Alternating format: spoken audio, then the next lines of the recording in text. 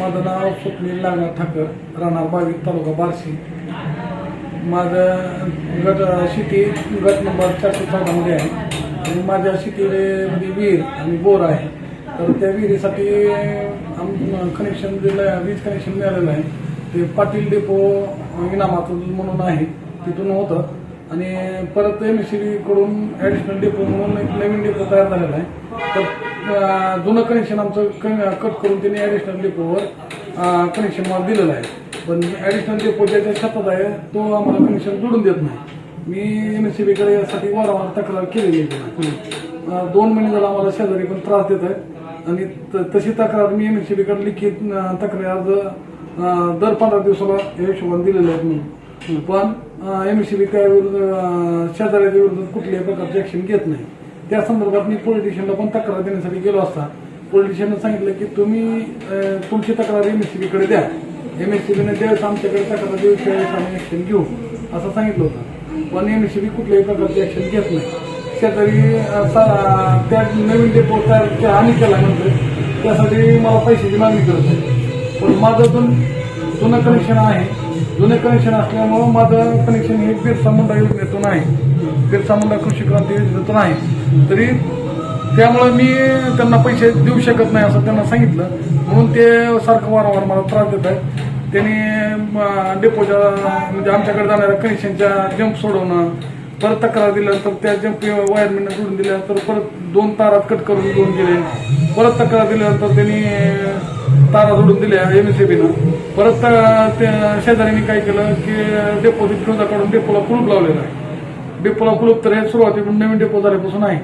तरी मी या संदर्भात वारंवार MSCBच्या डोंगरे साहेब असतील, पाटील साहेब असतील, त्यांचं वारंवार भेट घेऊन त्यांना तक्रार दिलेली आहे. तरी पण ते MSCB कुठल्याही प्रकारची ऍक्शन घेत नाही.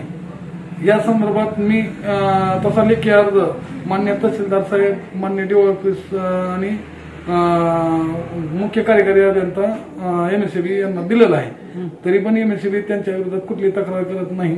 याचा वारंवार आम्हाला त्रास होतोय. आम्ही जमिनीत असणाऱ्या पिकाचं नुकसान होतंय. सध्या लाईटचा प्रॉब्लेम आहे, लाईट कपात आहे आणि त्यामुळं आम्हाला शेतीसाठी लागणारं पाणी MSCB कुठली ऍक्शन घेत नसल्यामुळे ते शेजारी डेपो बंद करत असल्यामुळे आम्हाला शेतीला पाणी मिळत नाही.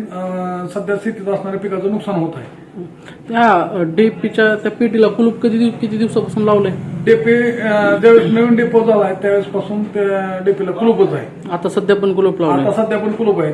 तसं MSCBच्या पाटील साहेब म्हणजे कनिष्ठ अभियंता आहेत, त्यांनी येऊन तिथलं डेपोची पाहणी केलेली आहे, स्थळ पाहणी केलेलं आहे. त्यावेळेस पण त्यांनी व्हिडिओ शूटिंग केलेलं आहे. त्यावेळेस त्या डेपोला कुलूप असलेलं आणि विशेष म्हणजे मग ते पाटील साहेब जे आहेत त्यांना कुलूप आढळलं त्यानंतर MSCB का कारवाई करत नाही? काही त्यांना राजकीय दबाव असेल काय असेल ते मला माहित नाही. पण MSCB सांगून वारंवार सांगून देखील काही कुठल्याही प्रकारची कारवाई करत नाही. त्यांच्या निदर्शनास आलंय ते की बाबा आलंय. त्यांनी सांगितलं होतं. मी त्यांना सांगितलं की बाबा माझं जसंच पूर्वीचं कनेक्शन होतं तसं माझं कनेक्शन जोडून द्या, तुम्ही नवीन डेपो द्या अथवा न द्या.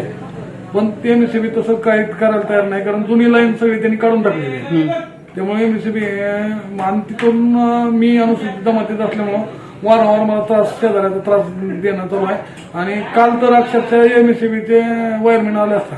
मी वायरमॅनचा फोन आल्यामुळं मी डेपोपाशी गेलो तर वायरमॅन शेजाऱ्यांनी मला सांगितलं की तुमचं आमच्या शेतात यायचंच काय काम.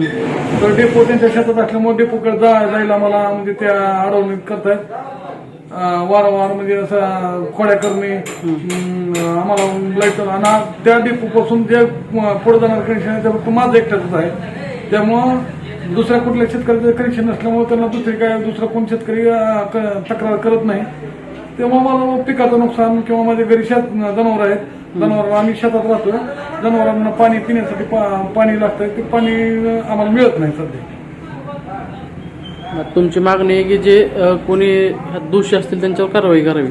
हा, माझी मागणीच आहे की बाबा जे कोणी असतील दोषी असेल तुम्ही MSCBला, माझी एका मागणी आहे की तुम्ही MSCBनं पोलिसांना निनावे तक्रार द्या, नाही तर मी स्वतः नावाने अर्ज दिलेला आहे. MSCB म्हणते की आपल्याला प्रूफ नाही. प्रूफ म्हणजे आम्ही बघितलेलं आहे पण आता दुसरा बाहेरचा प्रूफ नसल्यामुळं तिथं दुसरा शेतकरी येऊ शकत नाही. त्या डेपोत सध्या फक्त 4च कनेक्शन आहेत. ते मी ज्या व्यक्तींच्या नावाचा उल्लेख केलेला आहे अर्जामध्ये ते 3 व्यक्ती आणि 4था मी. तर हे 3 व्यक्ती म्हणजे तिघं भाऊच आहेत. या तिघांचा म्हणजे दमदाटी करणे. एक वेळेस घरी येऊन त्यांनी आम्हाला दमदाटी केली की तुम्ही पैसे देत असाल तर तुमचं कनेक्शन जोडून देऊ, अन्यथा जोडून देणार नाही.